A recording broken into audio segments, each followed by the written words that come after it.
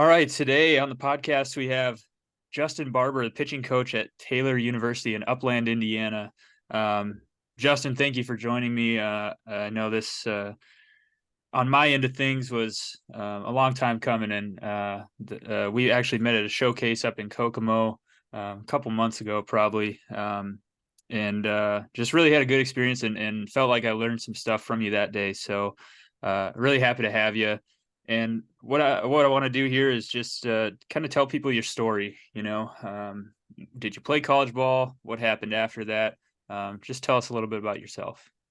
Yeah, I appreciate you having me on, Blake. Got the chance to play college baseball at Spring Arbor University up in Michigan.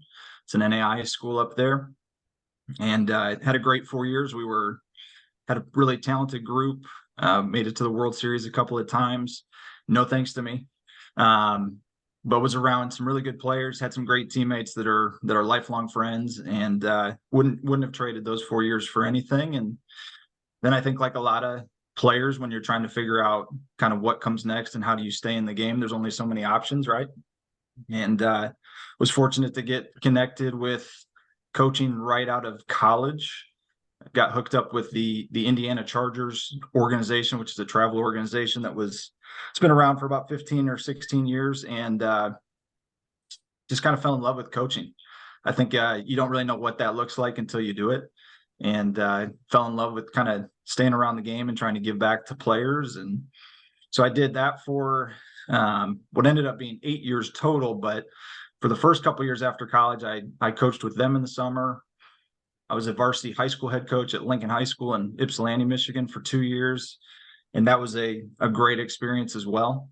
As a young coach, I think I thought I knew everything at that time. And looking back on it, I'm pretty sure I knew very little, but I had an absolute blast with those guys for those couple of years. And then the position with the Indiana Chargers kind of evolved into a full-time role in 2013, and I did that full-time with them for 5 years. We had a training facility. Tried to do some things a little bit different on the player development side, especially on the arm care side with youth baseball and travel baseball, and was very fortunate to work for a guy, Joel Mishler, who is a great baseball mind and a great baseball guy. And he helped me get really well connected kind of during that time as well. And then was able to hop into the college ranks at Taylor when that position opened up, and we're in year 6 right now. Yeah, and this I should have mentioned this before, but this is episode 8 here, and prior to having you on, everybody that I've had on is pretty much a close friend of mine, and so this is a new experience for me too. And not being from this area, a chance to maybe find some connections that way, and really cool that we're going to have an authentic experience and conversation here because, to be quite honest, we really don't know that much about each other. So. But no, I appreciate you sharing that. And I do kind of have another question to go with that. Like, how has your outlook on player development, I might be jumping the gun a little bit here, but how has your outlook on player development changed, going from kind of those younger guys to high school, now being in college, and of course, over the period of time that you've, kind of crawled up the ranks here, what is different about your outlook on that now? I think I was really fortunate that last job with the Chargers and running a facility. At the time I didn't know it, but it really was kind of a on the fly master class in having to learn how to coach. You've got everything from 8-year-old kids that can't even walk in a straight line who come into your facility trying to do a hitting lesson, to all the way through the youth and high school kids, and then into pro guys in the off season. And the common theme with all of them is they're there because they want to get better. And so I think while maybe some of the tactics or the training methods have certainly evolved and gotten better, hopefully over the last 10, 12 years, I think at the core, it still comes down to trying to do the best for the players that you get a chance to work with, because you owe it to them to try and help them get better, especially the ones that are committed to working at it and are willing to put in the time. Yeah, absolutely. And so, if you don't mind, we'll get back to kind of your experience last year after, since I kind of started this conversation a little early here. But and now I kind of want to pick your brain, I guess, about your pitching philosophy, um, maybe just in general, if you can kind of expand on that. Yeah, I I think I would tend to say our philosophy, if I was trying to put it into words, like we want to play baseball as aggressive as we can. I think baseball's obviously, as we all know, it's a really hard sport to play.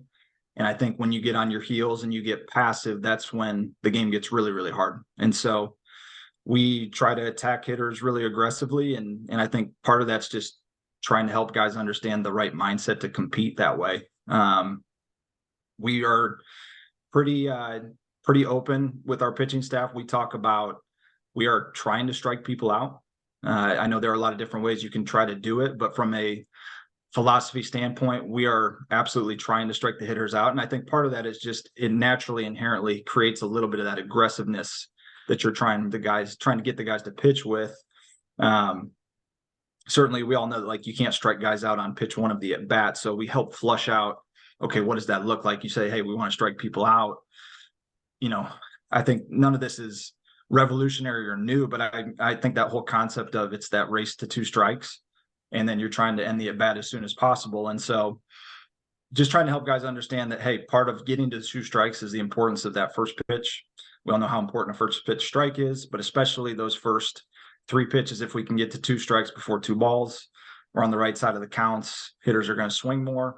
They're going to chase a little bit more typically in those counts. And now we've got a chance to actually punch people out, which is what we're trying to do. So also trying to help guys understand that when you get to two strikes, typically what got you there is also the same thing that's got a chance to finish the guy off. Naturally, every pitcher in the world, if they dot a slider 1-1 and now it's 1-2, they think they have to go, produce this otherworldly, like 13 out of 10 slider in order to get the punch out, when literally if they just threw the same one or something close to the one they threw before to get ahead in the count, that probably is good enough to finish the at bat off there too. So we just try and kind of flush that out. Certainly talk a lot about like what competing looks like and kind of the right mindset that you have to make sure you're competing pitch to pitch and doing it for your teammates and giving them everything that you have in that moment to help your team win.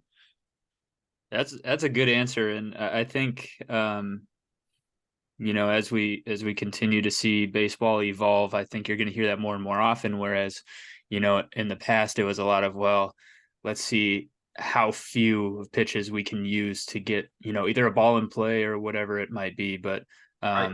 certainly, if you can get a K in four pitches, that's still to me a quality at bat on the pitching side of things. So I really like that answer there.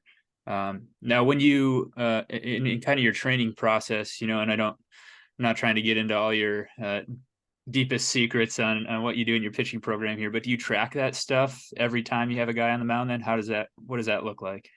I think at the end of the day, you hear that word like data-driven training, and that can mean a lot of different things. I just think ultimately for us, if training matters and if training is helping you lead to better results on the field in the competitive side, then you have to track what you're doing. And so, yeah, we track a lot of stuff. Certainly we're tracking things on the development side. If it's a guy who's trying to throw harder, obviously we need to track that and do some different things in their training to help produce hopefully some better outcomes over time. Certainly the weight room's important. I don't even think it has to be anything revolutionary there, other than guys just need to know, hey, this is what I did last time when we did this lift, and now I'm trying to push it and trying to get stronger. And so just try to track everything we can. As far as like the pitching side of it, we're blessed with a lot of tools and technology that a lot of schools have access to now that maybe didn't 5 or 10 years ago. And so things like Rapsodo, TrackMan, Synergy Sports breaks down everything really well after the game as well, and you can create reports. And after an outing or two, pretty quickly what a guy's best strike pitch is, what his best chance to get a called strike is, what his best chance is to get a swing and miss. And so all of those things kind of factor into, again, that overall process of attacking hitters and trying to be aggressive with the pitch calling too, and things like that. And so in terms of pitch calling, my philosophy has always kind of been more often than not, the pitcher pitching to his strengths rather than pitching to the hitter's weakness is going to get you better results. That's kind of been my, I guess, my entire life. That's the way I've thought. Now there are some cases where, like, if a guy can't hit a slider and your slider's just okay, well, you're probably still going to throw him the slider, right? But um, in terms of that, which I guess if you had to pick a side there, are you more towards the just we're going to pitch to our strengths, or we're really going to, make sure we know what each hitter brings to the table and attack that weakness? I would tend to agree with you. I think if Okay. we were picking, what's the right thing to lean on, I would say definitely don't forget to pitch to your pitcher's strengths. And I think part of that too is like, how many times have we heard that phrase, like the wrong pitch thrown with conviction is better than the right pitch thrown without it?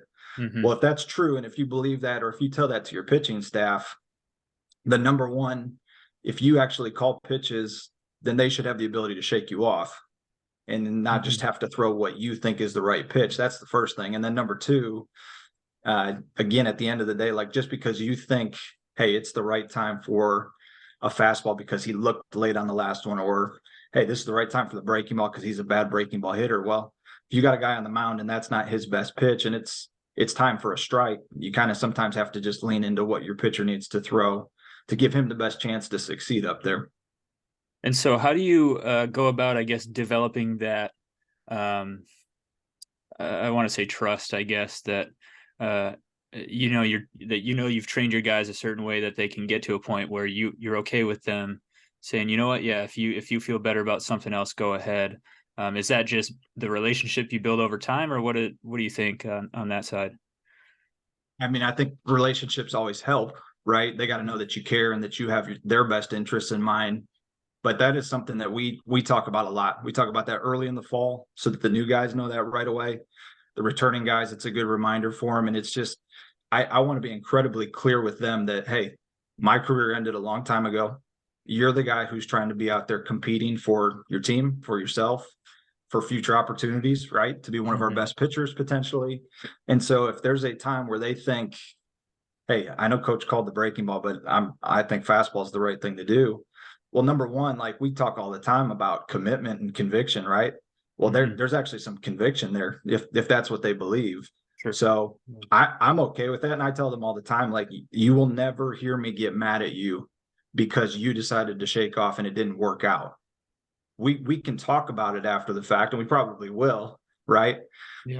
Um, but like I have to be okay if I'm saying that, hey, I'm giving you the green light to shake, then like I've got to be okay with that if they shake and it doesn't always work out. It doesn't always work out when I call the pitches either, Yeah. right? Right. Yeah. So it Yeah. it can't just be the one-way street on, hey, you can only shake me, but it's got to work out, or hey, I call the pitches and you can't shake me at all. Like to me, those things don't help lead to the best, um, giving guys the best chance to have the best outcome out there and succeed. I would agree with you too, and I think that goes a long way, allowing them to kind of make decisions if they feel the need to. I think that goes a long way in them really taking ownership over their performance, their long-term development and things like that. So, um, really fantastic answer there too. So we've talked a lot about this development, and I guess if you have kind of your average freshman coming into college, you're at the NAIA level, I'm at the Division III level. Um, there tends to be the higher end of NAIA level guys is probably higher than the high end D3 guys, right? In most cases. So I guess my question on that is, when you get a guy in, what most often is the case, the most important thing that they need to work on? Is it weight room? Is it um, pitch design stuff? Is it just having a second pitch, or what do you see most at your level? It's a good question. I think again, every guy probably is a little bit different, but in Mhm. general, we're recruiting primarily high school kids. And so the majority of them are going to be, if I was to give it a range, when they come into our program, they're going to be 81 to 87 miles an hour. I would say if there was 10 guys, 9 of them are going to be in that, somewhere in that range, sitting somewhere in that range with their fastball at our level. And again, we're trying to compete, at a high level, right? We're trying to compete nationally against the best teams. And I think at every level, the best teams are really dang good, right? But like Mhm. We got a chance to go to the World Series last year, and like you're competing against some really talented arms, really talented hitters. Like you got to get better. So it starts with the velo. Like guys have to over time. It's a process, but like we've got to have guys throw harder, not just because it helps the fastball, but because it helps the off speed too. Like slow breaking Mhm. balls don't work in college baseball very often, unless you've got some other good pitch or two to go with it and make it work. Mhm. And so I think velo development's important. Obviously, a lot of that is the throwing. It's also the weight room. It's getting stronger. And then, at the end of the day, if you don't have a second pitch that number one, you can control and throw over the plate, or number two, if you can't get swing and miss with some kind of off speed pitch, you're not going to have a lot of success in college baseball. So I do think there's a lot of pitch design at times, but there's got to be a process of, hey, let's get the velo to where it needs to be to compete and give yourself a chance. And then maybe let's go ahead and look at, once there's some proficiency with velo or command of maybe the first couple of pitches, then we can look at doing some more specific pitch design and start really sharpening the arsenal and making the breaking ball better to hopefully get Mhm. more swing and miss, things like that. Yeah, and that's interesting. I mean, I in most cases, if you have an above average fastball at whatever level you're at, I believe that 2+ pitches on any given day is gonna you're gonna have a pretty good chance if you have that above average velo, which I'd have to look it up. Last time I checked, I think it was like 83 or 84 at the Division 3 level. So if you're an upper 80s guy and you got even just a decent slider, I think those two pitches most of the time can get you at least through 6 innings, quality pitching there. And it's actually funny. The leader for the fall in strikeouts in our program is a guy who's 80 to 82, but he's got like 5 pitches, and they all move a ton. And so it's cool to see it work on both ends. But I appreciate the insight there too. And you mentioned making that trip to Lewiston, Idaho for the NAIA World Series, and um, I just want you to talk about that and tell everybody who doesn't know how cool of an event it is and what that experience is like to be on the participant side of it. Yeah, I mean, you're gonna have to twist my arm to get me to talk about how awesome going to the World Series was, Blake. But I'll dive in, I guess. No, it was awesome. I mean, it was awesome on a lot of different levels. I mean, number one, it was great for it was really the only thing our program hadn't done in quite some time. It had been over 50 years since we had made it to the World Series, but we've had a lot of success at our level. We've averaged over 37 wins a year since 2009.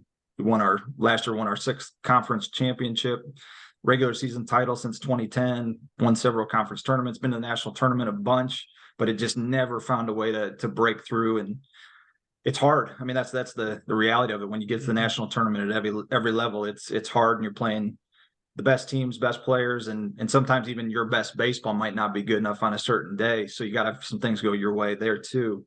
But yeah, Lewiston, Idaho is where the World Series is at, and it's just a really cool setting. It feels like big time baseball. The Mhm. town just kind of works all year to take ownership of that event. It's been there for I think over 25 years in a row now, and yeah, they make it a pretty special event. It's a cool event for our players.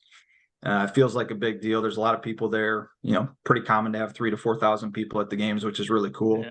You actually hear people like clapping after plays are made or strikeouts and things like that. It's kind of a unique experience there. But yeah, I think they said it was like over 700 volunteers for this event. So I mean, Unbelievable. it's the Wow. turnout's really cool. The city loves that event, and it's one of those deals where until you've been there, you're like, why in the world is the NAIA World Series out in Lewiston, Idaho, of all places? And then when you get a chance to go, your only thought is, well, why in the world would it not be here every year? It's incredible. So Yeah. pretty cool for our guys to have that experience and to see them play well too. I mean, that's the other thing. It was great just to get there, but we went out there and our guys played really well and showed really well and looked the part. And that was fun to see those guys have that kind of success out there. Yeah, so I know the host, I believe they get an automatic bid, right? Is that uh remind So me then? yeah, Lewis and Clark State College last year was the first year that they did not get the automatic bid to the World Series. So they did change the rule recently, but they still Okay. get an automatic bid to the national tournament to the regional. Okay. and then now they have to win the regional to make it to the World Series. But it's Which, definitely an interesting rule to our level for sure. yeah. So, were you playing? Did you get to play them when you were up there? I looked at the schedule, but I can't remember. Yeah, we unfortunately you had to bring that part up, Blake. Unfortunately, we did play them. They knocked us out in our fourth game of the World Series, but it's one of those things that helps make the event so unique. When they're in the event, when we played them, I mean, the stands are full. I mean, it's Yeah. 3,500, 4,000 people. Some of them there to root for that team, some of them there to root against them. But it's part of what makes it a really special event since they're the host, and they've got an awesome stadium. I mean, got an Mhm. old school baseball field to it. It's a beautiful surf. It's a great surface, great place to play, and yeah, and they're really good. They're really talented. Well, I appreciate you sharing that with whoever might be listening out there.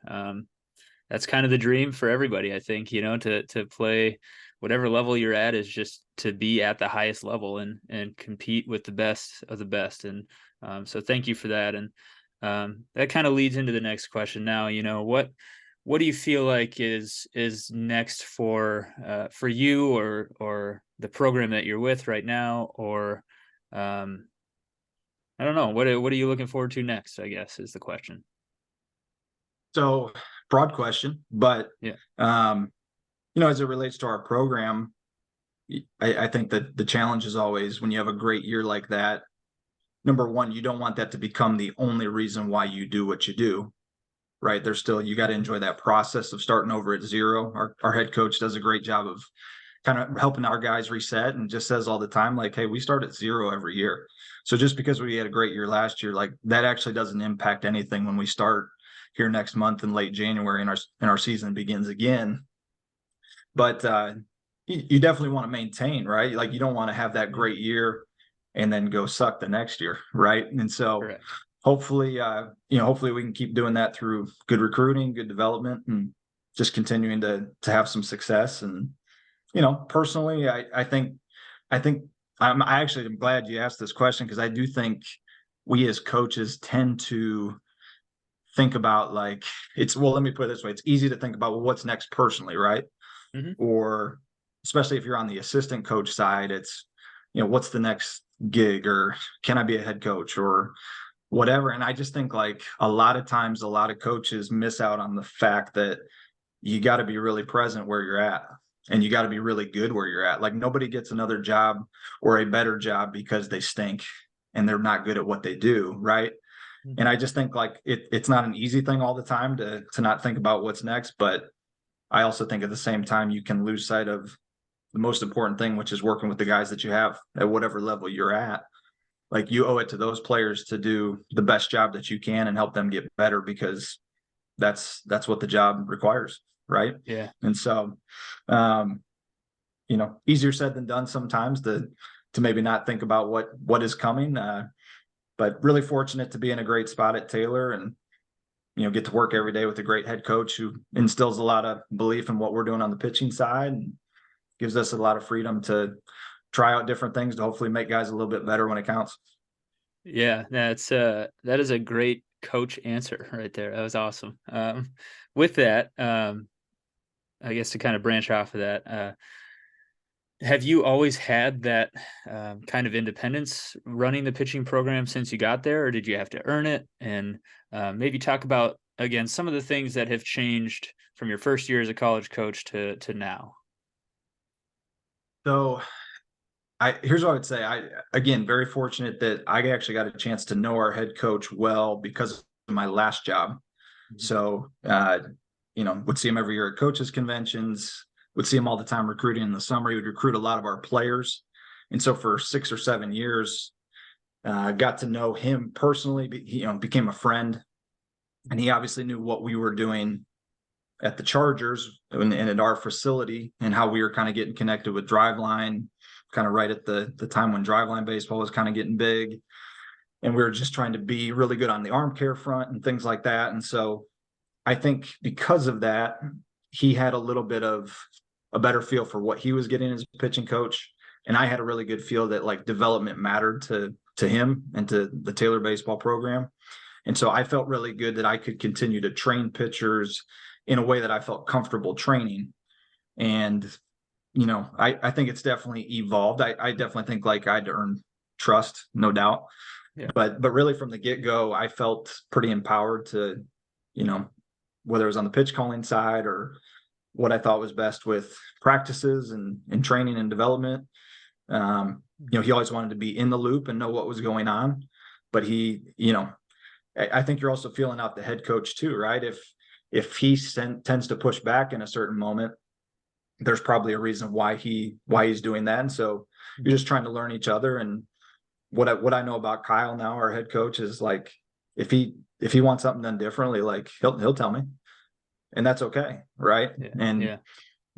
if I ask him a question and I get a very non-committal answer on something, then I know that means I have to make a decision, and I got to put my big boy pants on and live with the consequences, whatever that may be for that pitcher or whatever we're talking about. So I do think like it's obviously evolved year over year. I do think that hopefully the training and your programming gets a little bit better, a little bit more dialed in as you go. I would say like year 1 to year 6, I would hope that we're doing a better job of every single guy knowing a little bit better of who they are as a pitcher, what makes them successful, what are the things and the drills that they should be working on daily. I think you hear the whole concept of individualized player development plans. It's a wonderful thought. It's a beautiful concept, but that doesn't mean that like if you have 16 pitchers on your staff, that doesn't mean that like they're doing 16 different dynamic warm-ups and they're doing 16 different pre-throw movement prep drills. You see what I'm saying? Like, if you watched our pitchers every day, you would say, man, 80 to 90% of what those guys are all doing, it looks the exact same. To me, the sweet spot in player development is knowing when to apply the right thing to the right guy. And that last 10 to 20% is the sweet spot in terms of helping that guy get better at the things that he needs to get better. Even though you and I are doing the same 2 drills, we could be working on 2 totally different things or feels or concepts to hopefully make something better in their delivery. Right. And I think, especially now with, I don't know if you're on TikTok or social media much, but there's so much content, right? Like there's just, it's endless. Like I could spend 5 minutes on TikTok and see, 3 or 4 different videos about, facility trainers doing all this different stuff. But at the end of the day, I think simplicity is pretty much the ruler of being a good pitcher. And I remember you mentioned something. I use your line all the time. I'm in grad school right now, so that you said something about elimination being the quickest path to mastery.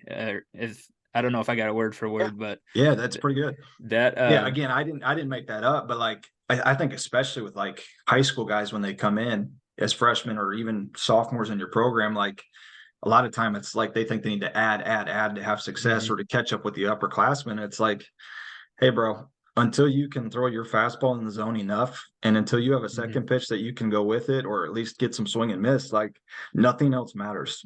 And like, again, I am not shy about like the training and that part being important. Like that's my background. Like I was a facility guy for several years.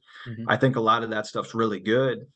But at the end of the day, if it's just if a pitcher's only good at the training side, or he just loves the training side and that's what he does well, but doesn't compete well, or if the guy just competes well, but he throws 78 to 80 miles an hour, well, that doesn't work either. Like you got to find a way to kind of blend the two. And I think that's where there's a lot of room for pitching coaches to get better because like the training side is really important. And then also the competing side, ultimately at our level, that's what matters. Yeah. And I heard another quote this summer when I was out recruiting. It's like there's a lot of things that would work in the zoo that don't work in a jungle, right? And that one's kind of stuck with me too. Just another way to look at that, but appreciate the insight on that too. And a lot of good information. And I use this as kind of a learning tool for myself too. That's why I started doing this whole thing. And so far, it's been just awesome having guys like you on here to talk about just about everything baseball wise. And then we're going to get into a little bit of some more personalized questions too. So Do it. If you're ready, we'll jump into it. So, what's your favorite movie? Man, I'll go with Inception.